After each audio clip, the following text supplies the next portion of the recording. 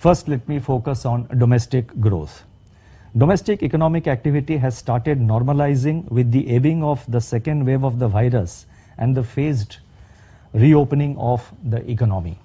High frequency indicators suggest that consumption, that's number one, both private and government. Number two, investment. And number three, external demand. I repeat, high frequency indicators, and these are three aspects of the high frequency indicators and the three aspects of growth which I am focusing now. High frequency indicators suggest that consumption, both private and government, investment and external demand are all on the path of regaining traction. Let me now elaborate on each of these three aspects.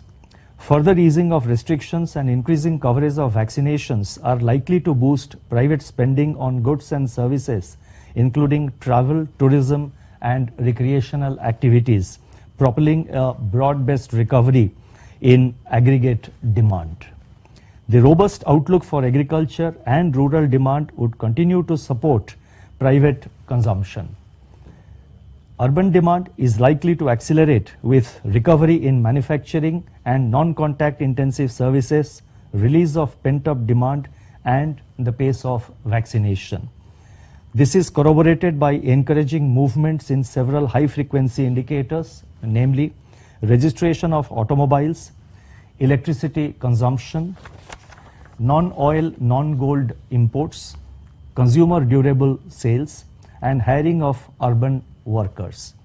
The results of the July round of Reserve Bank's Consumer Confidence Survey suggest that 1 year ahead sentiments return to optimistic territory from historic lows. Early results from listed firms show that corporates have been able to maintain their healthy growth in sales, wage growth and profitability, led by information technology firms primarily. This will also support aggregate disposable income of the consumers. Turning to investment, although investment demand is still anemic, improving capacity utilization, rising steel consumption, higher imports of capital goods, congenial monetary and financial conditions, and the economic packages announced by the government are expected to kickstart a long-awaited revival. Firms polled in the Reserve Bank's surveys expect expansion in production volumes and new orders in the second quarter of 21-22, and which they expect would sustain through the fourth quarter of the current financial year. And this bodes very well for investment. Innovation and working models adopted during the pandemic by businesses will continue to reap efficiency and productivity gains even after the pandemic recedes. This should help trigger a virtuous cycle of investment, employment, and growth. As regards external demand, it remained buoyant during the first quarter of 2021-22, and it was reflected very clearly in the increase in the volume of our exports, and this lent critical support to aggregate demand. Strong external demand is an opportunity for India, and further policy support should help in capitalizing on this. Global commodity prices and episodes of financial market volatility, together with vulnerability to new waves of infections, are, however, downside risks to economic activity. Taking all these factors into consideration, which I have now just spelled out, the projection for real GDP growth is retained at 9.5% for 2021-22. And this consists of, I'll give the quarterly breakup, this consists of 21.4% in Q1, 7.3% in Q2, 6.3% in Q3, and 6.1% in Q4 of 2021-22. Real GDP growth for Q1 22-23, that is next financial year, is projected at 17.2%. Let me now turn to inflation. Headline CPI inflation edged up sharply to 6.3% in May, driven by a broad-based pickup across all major groups on adverse supply shocks, sector-specific demand-supply mismatches, and spillovers from rising global commodity prices. It remained at 6.3% in June. However, core inflation registered an appreciable moderation in the month of June. The revival of the southwest monsoon and pickup in Kharif sowing, buffeted by adequate food stocks, should help in containing cereal price pressures in the months ahead. High-frequency food price indicators show some moderation in prices of edible oils and pulses. I repeat, high-frequency food price indicators show some moderation in prices of edible oils and pulses in the month of July on the back of supply-side interventions by the government. Inflation in core services like house rentals remains below historical averages, reflecting subdued demand conditions. Crude oil prices are volatile with implications for imported cost pressures on inflation. The combination of elevated prices of industrial raw materials, high pump prices of petrol and diesel with their second round effects, and logistics costs continue to impinge adversely on cost conditions for manufacturing and services, although weak demand conditions are tempering the pass-through to output prices and core inflation. Before the onset of the pandemic, headline inflation and inflationary expectations were well anchored at 4%, the gains from which need to be consolidated and preserved. Stability in inflation rate fosters credibility of the monetary policy framework and augurs well for anchoring inflation expectations. This in turn reduces uncertainty for investors, reduces term and risk premia, increases external competitiveness, and thus is growth promoting. Since the start of the pandemic, the MPC has prioritized revival of growth to mitigate the impact of the pandemic. The available data point to exogenous and largely temporary supply shocks driving the inflation process, validating the MPC's decision to look through inflation. The supply side drivers could be transitory while demand pull pressures remain inert, given the slack in the economy. A preemptive monetary policy response at this stage may kill the nascent and hesitant recovery that is trying to secure a foothold in extremely difficult conditions. Inflation may remain close to upper tolerance band up to the second quarter of 21-22, but these pressures should ebb in the third quarter of 21-22 on account of Kharif harvest arrivals and supply side measure, and as supply side measures take effect. Taking into consideration all these factors, CPI inflation is now projected at 5.7% during 21-22, and this consists of 5.9% in Q2, 5.3% in Q3, and 5.8% in Q4 of 21-22, with risks broadly balanced. CPI inflation for the first quarter of 22-23, that is the next financial year, is projected at 5.1%. I would now like to focus on our assessment of the liquidity and financial market conditions. During June-July, global financial markets turned volatile in response to higher inflation numbers in several countries and the fear of early policy normalization with skewed economic recovery in some advanced economies. These developments need to be factored into our policy metrics for framing an appropriate response, given that safeguarding the economy, the domestic economy, from the vicissitudes of global spillovers and ensuring financial stability remain a top priority of the Reserve Bank. Nonetheless, domestic macroeconomic situation and evolving growth inflation dynamics will continue to be the principal pivot of monetary policy actions. The Reserve Bank, through its market operations, both conventional and unconventional, has maintained ample surplus liquidity since the onset of the pandemic to ensure easing of financial conditions in support of domestic demand.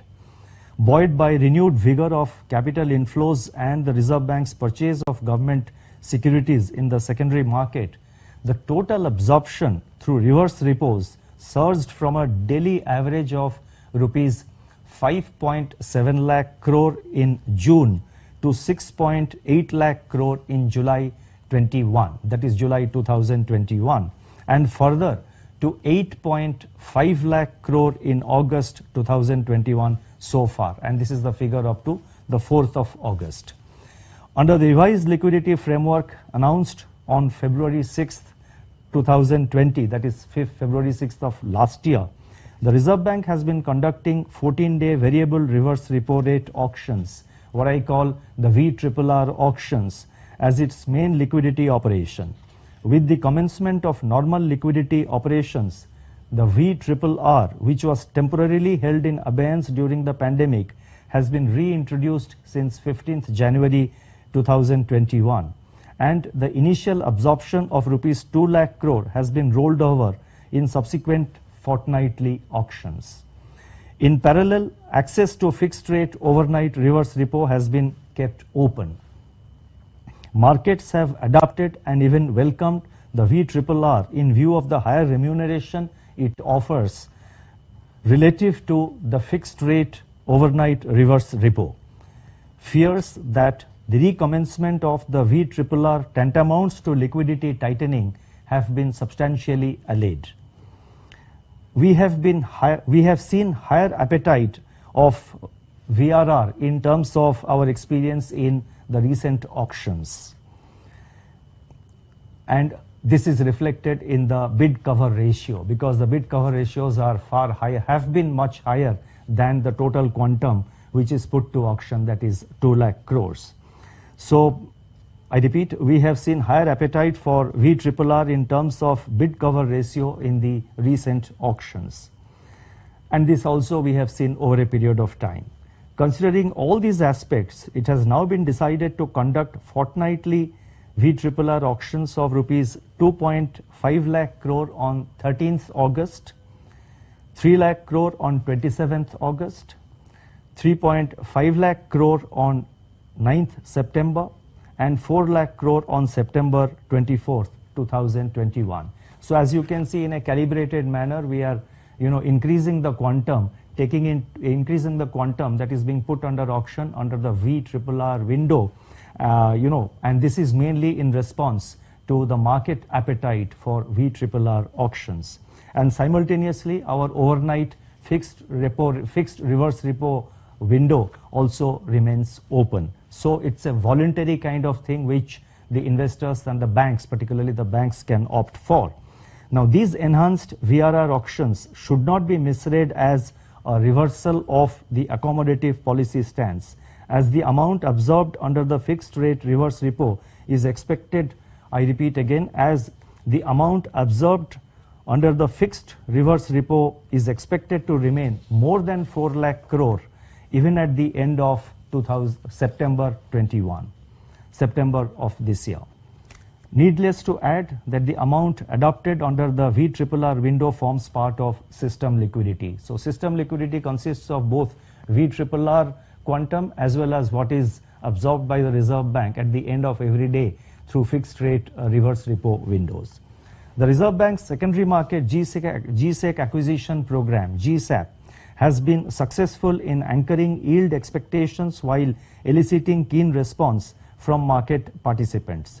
We propose to conduct 2 more auctions of rupees 25,000 crore each on 12th August and 26th August 2021 under the GSAP 2.0. We will continue to undertake these auctions and other operations like open market operations, that is OMOs, and Operation Twist, OT, among others, and calibrate them in line with the evolving macroeconomic and financial conditions.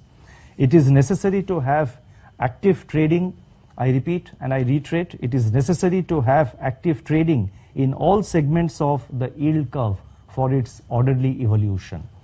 Our recent GSAP auctions that have focused on securities across the maturity spectrum, are intended to ensure that all segments of the yield curve remain liquid. Furthermore, our options are always open to include both off-the-run and on-the-run securities in the GSAP auctions and in the Operation Twist. It is expected that secondary market volumes would pick up and market participants take positions that lead to two-way movements in the yields. Our endeavor as the debt manager of both central and state governments has been to ensure an orderly completion of the borrowing programs at a reasonable cost while minimizing the rollover risk. In my earlier statements, I have emphasized orderly evolution of the yield curve as a public good in which both market participants and the Reserve Bank have a shared responsibility. As GSEC yields serve as a benchmark and have a high signaling value for other segments of the debt market, guidance on orderly path of yields was provided through auction cutoffs, devolvements, green shoe options, cancellations in the primary market auctions. The introduction of uniform price auctions announced recently for issuance of securities up to 14 years tenor is expected to mitigate the risks that bidders may face in primary segment. The decision of the government, and this is very important, the decision of the government to accommodate the GST compensation payment to states for the first half of the year within the existing cash balances should assuage the market concerns on the size of the government's borrowing program this year. The efficacy of RBI's monetary policy measures and actions is reflected in the significant improvement in transmission during the current easing cycle. The reduction in repo rate by 250 basis points since February 2019 has resulted in a cumulative decline by 217 basis points, 217, that is 217 basis points in the weighted average lending rate on fresh rupee loans. Domestic borrowing costs have eased, including interest rates on market instruments like corporate bonds, debentures, CPs, CDs, and T-bills. In the credit market, transmission to lending rate has been stronger for MSMEs, housing, and also large industries.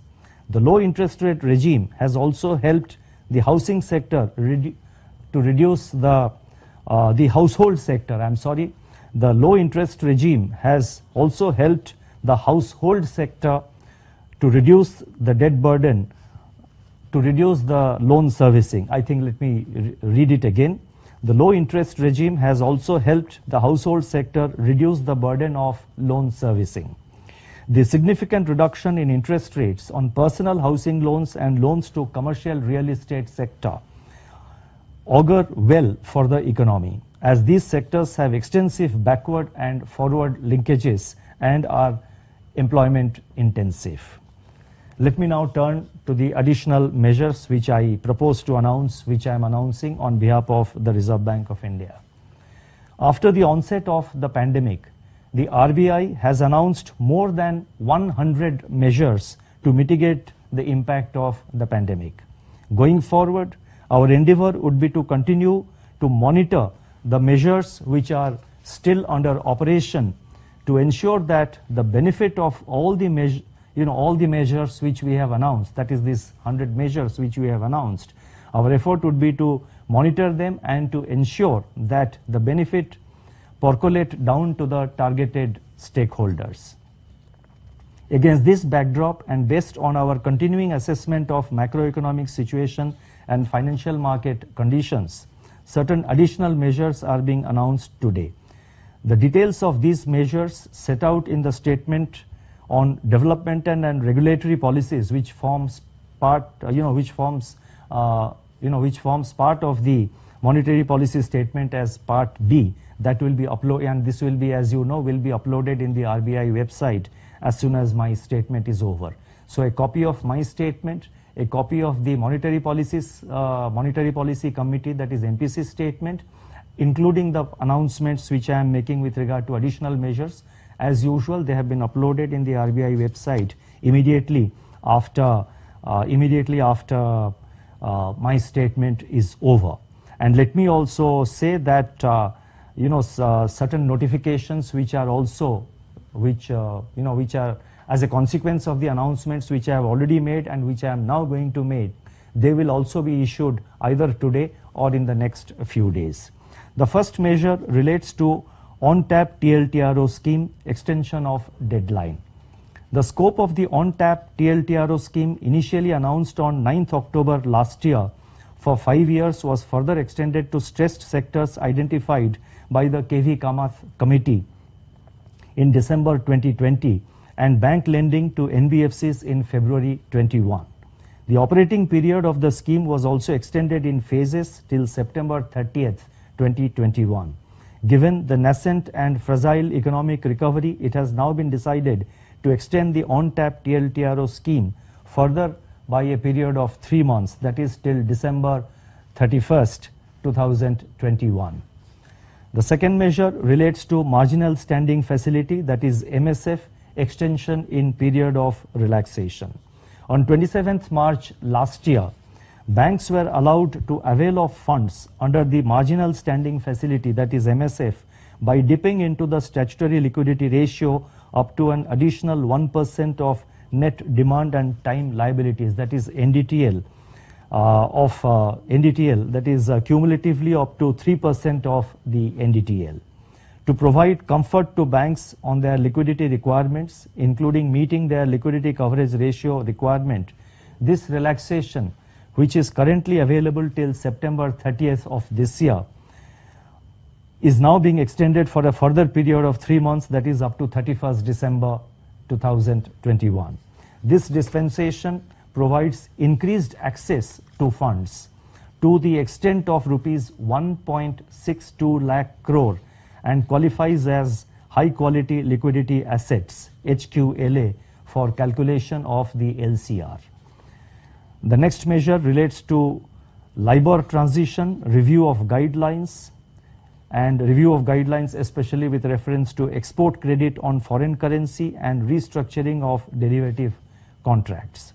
The transition away from London Interbank Offered Rate, that is LIBOR, is a significant event that poses certain challenges for banks and the financial system. In fact, it's not just a challenge for the banking system and the financial system in India, but it's equally a big challenge for the banking and financial sectors across the world, advanced economies, emerging market economies, and every central bank in each of these economies is trying to deal with the problem in its own way. And they have been spelling out their measures. We have also spelled out certain measures in the recent past. The RBI has been engaged with the banks and market bodies to proactively take steps to ensure that the transition is orderly and not disruptive. The Reserve Bank has also issued advisories to ensure a smooth transition for regulated entities and financial markets. In this context, it has been decided to amend the guidelines relating to two aspects, guidelines related to number one, export credit in foreign currency, and number two, restructuring of derivative contracts. Banks will be permitted to extend export credit in foreign currency using any other widely accepted alternative reference rate in the currency concerned. Since the change in reference rate from LIBOR is a force majeure, it's a force majeure event, banks are also being advised that change in reference rate from LIBOR or LIBOR-related benchmarks to an alternative reference rate will not be treated as restructuring. The next measure relates to deferral of deadline for achievement of financial parameters under the Resolution Framework 1.0. The resolution plans implemented under the Resolution Framework for COVID-19 related stress announced on 6th August 2020, exactly 1 year ago. They require sector-specific thresholds to be met in respect of certain financial parameters. Of these parameters, the thresholds in respect of 4 parameters relate to operational performance of the borrowing entities. And these 4 parameters are total debt to EBITDA ratio, current ratio, debt service coverage ratio, and average debt service coverage ratio. These ratios are required to be met by 31st March 2022. Now, recognizing the adverse impact of the second wave of COVID-19 and the resultant difficulties on revival of businesses and in meeting the operational parameters, and the difficulty in meeting the operational parameters, it has been decided to defer the target date for meeting the specified thresholds, these specified 4 thresholds which are mainly operational parameters. So it has been decided to defer the target date for meeting the specified thresholds in respect of the above 4 parameters to 1st October 2022. So we are extending it by a 6 months period from 31st March 22 to 1st October 2022. Let me now summarize and conclude. As the COVID second wave ebbs, there is optimism that with adequate pandemic protocols and ramp up in vaccination rate, we should be able to tide over a third wave if it occurs. As a nation, we should continue to be vigilant and ready to proactively deal with any resurgence of the pandemic with more rapidly transmissible mutants of the virus should it happen. The recovery remains uneven across sectors and needs to be supported by all policymakers. The Reserve Bank remains in whatever it takes mode with a readiness to deploy all its policy levers, monetary, prudential, and regulatory. In parallel, our focus on preservation of financial stability continues. At this juncture, our overarching priority is that growth impulses are nurtured to ensure a durable recovery along a sustainable growth path with stability. In this endeavor, we have consciously chosen the path of optimism over gloom, inspired by Mahatma Gandhi. And I quote Mahatma Gandhi, quote, I am an irrepressible optimist, but I always base my optimism on solid facts. Thank you. Stay safe, stay well. Namaskar.